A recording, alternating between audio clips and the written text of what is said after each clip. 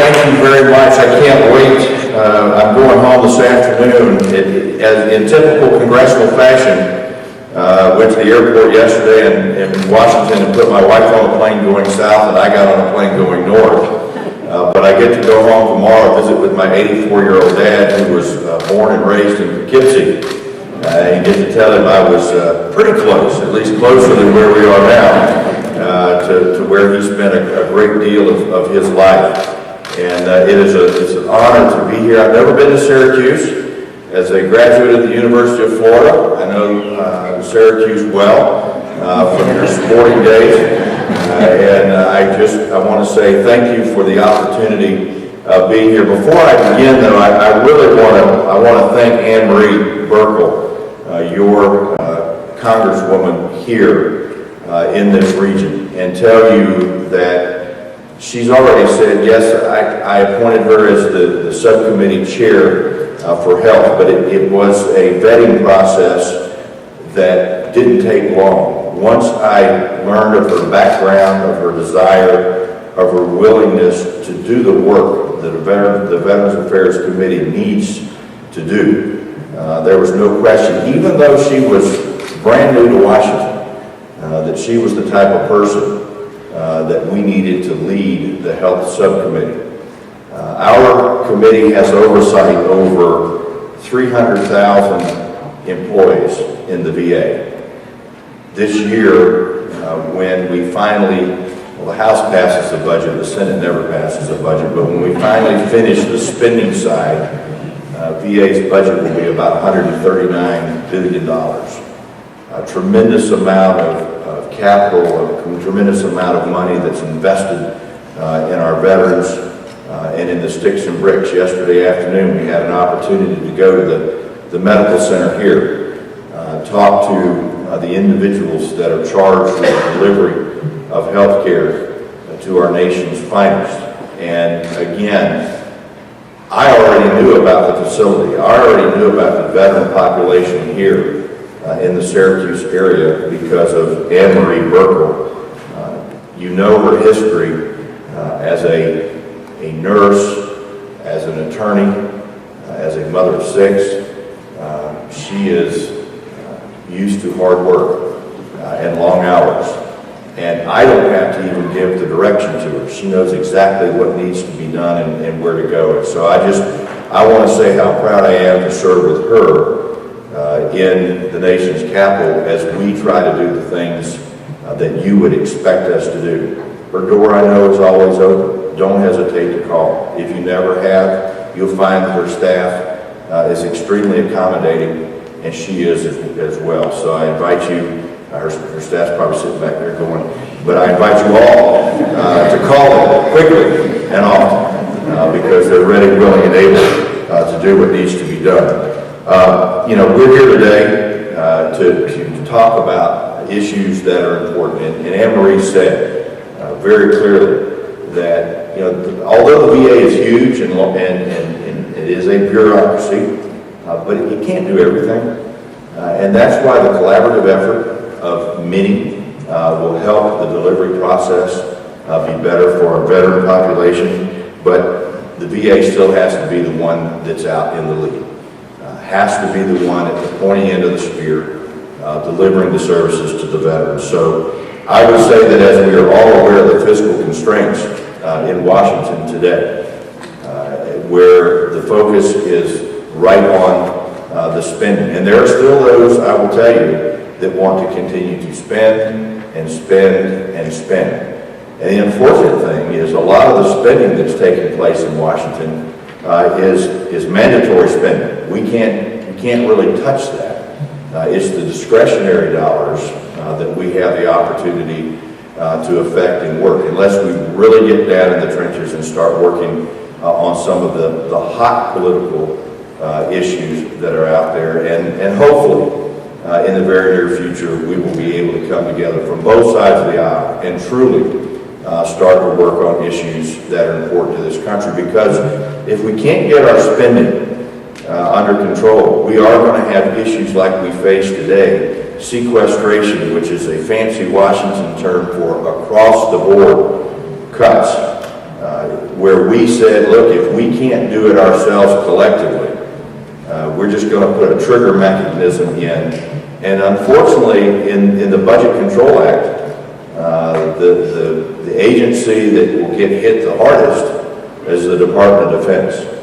And they have already been stretched beyond capacity in many ways, but they are asked now to do exercises far beyond what they could have ever imagined to do. It's my hope that very soon we will be able to at least satisfy the cost of sequestration for the next year, and DOD won't have to be impacted. The other thing, as Anne-Marie said, we have a sequestration question within VA of a 2% across-the-board cut to the healthcare side of the equation. We shouldn't even be dealing with a question.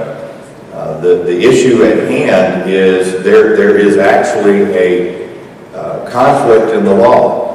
The most recent legislation that was passed that deals with sequestration says that veteran benefits, veteran health, veteran spending is exempt. It's off the board.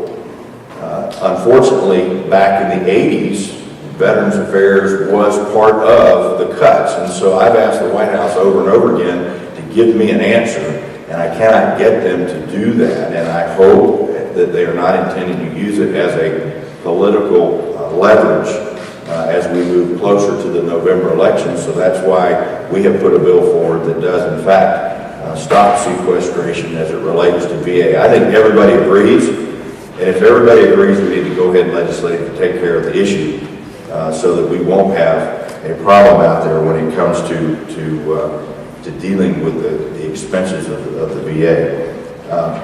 Look, VA has no excuses in their ability to deliver. As we went to the hospital yesterday, it's very apparent they know what they're doing. But every VA medical center within the system is not like the one here in Syracuse. Even the new ones that are under construction right now are having problems. We have a very large medical facility being built in Orlando.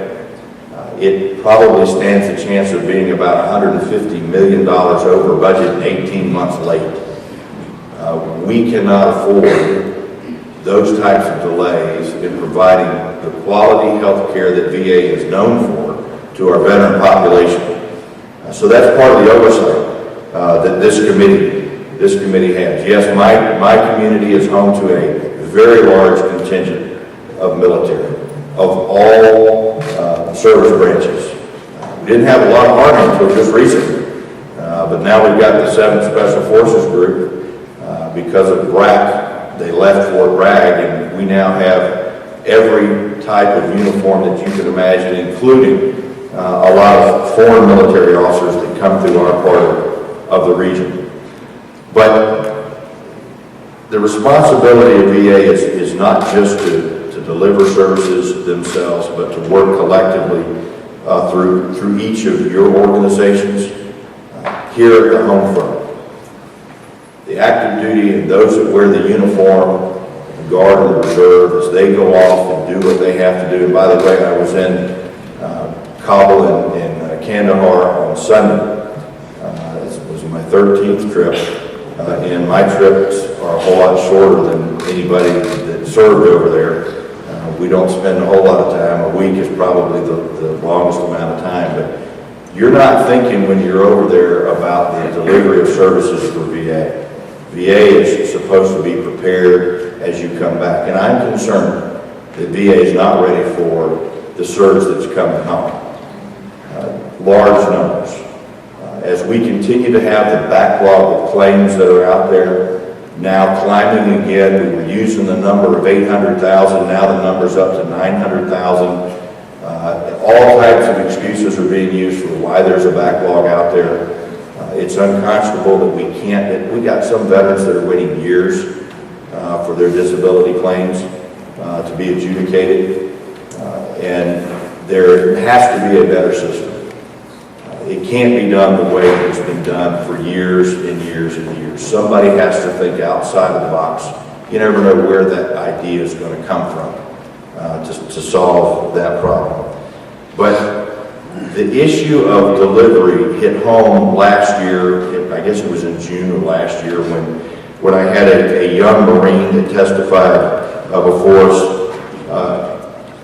This Marines unit lost 35 members in Iraq.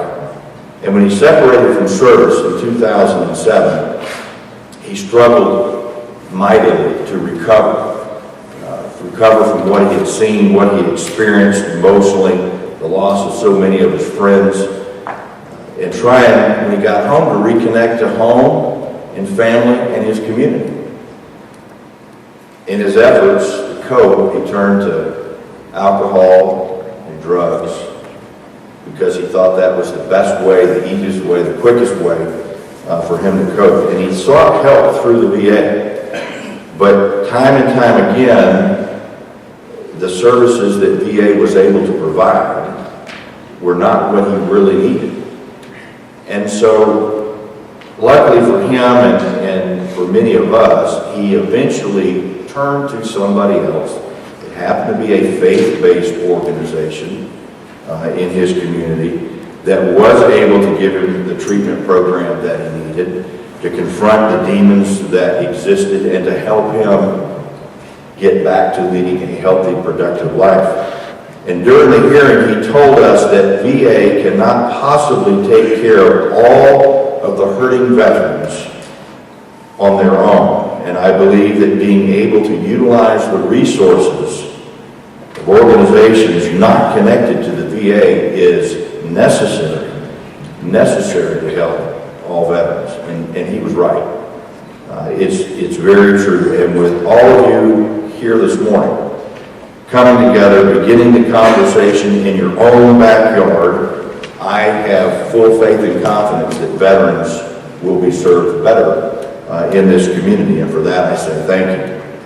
But we've always got to continue to look at the right course, to plot that course and know where we're going to serve the best interests of our veterans, not just in the immediacy, but certainly in the long term. And again, it starts with getting our economy moving again.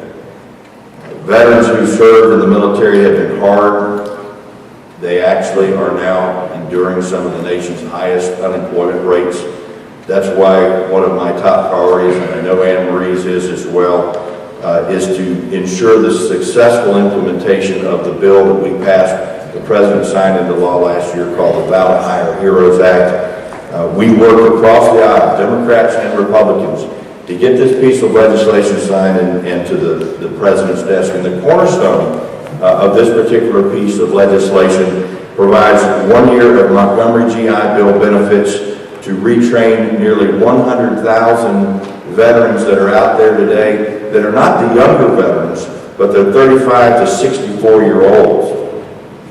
We focus a lot on the younger folks, and that's what Senator Murray wanted to focus on, was the returning OAF, OIF veterans, and we should. But we shouldn't forget the large number of veterans that are older in the population that may need to be retrained. So I would say that this landmark retraining package will help us curb the growing unemployment rate. But again, we've got to make sure that the jobs are out there. And I, along with Anne Marie, are committed to ensuring that this moves quickly and is not another program that is passed by Congress and then just languishes as we move along. Though I regret that I'm unable to stay, I am going to return and go back to Florida. I have a speech tonight that I've got to make back in the district. People say, and by the way, where's this snow that everybody talks about? I live in a district where people like to say, I live where thousands live like millions wish they could. And anybody that's ever been down on Florida's Gulf Coast, you'll understand why. I will have to leave today, but I leave knowing that those that have gathered here today are here for the right reasons. You're not here because somebody made you come, and if you are, well, good for them. You're here because you look at the people that are in this room wearing a uniform today. You know what they're doing for us. I'm not a veteran. I serve 110,000 veterans in my congressional district. But as you look as individuals transition,